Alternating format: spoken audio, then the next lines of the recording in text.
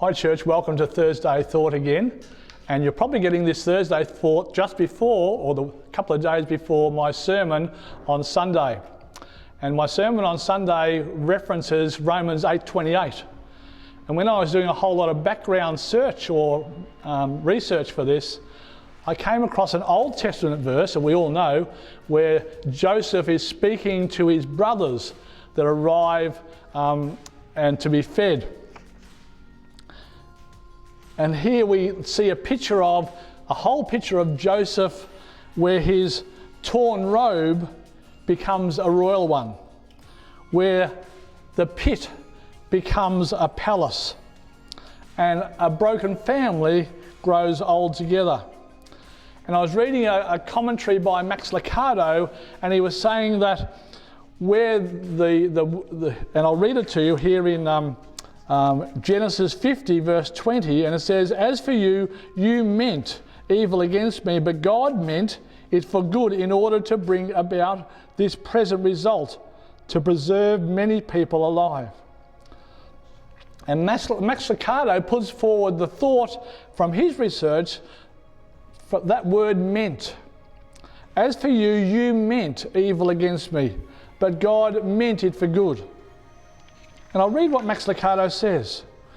Joseph told his brothers using a Hebrew word that traces its meaning to weave or to plait. That word meant. Actually, tracing back in the Hebrew means to weave or to plait. You wove evil, he was saying, but God rewove it.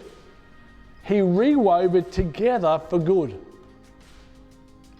God, the master weaver, stretches the yarn and intertwines the colours, the ragged twine, when the velvet strings and the pains of his pleasure. Nothing escapes his reach.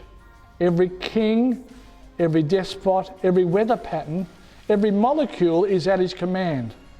He passes the shuttle back and forth across the generations, and he does, and a design emerges. Satan weaves, but God reweaves.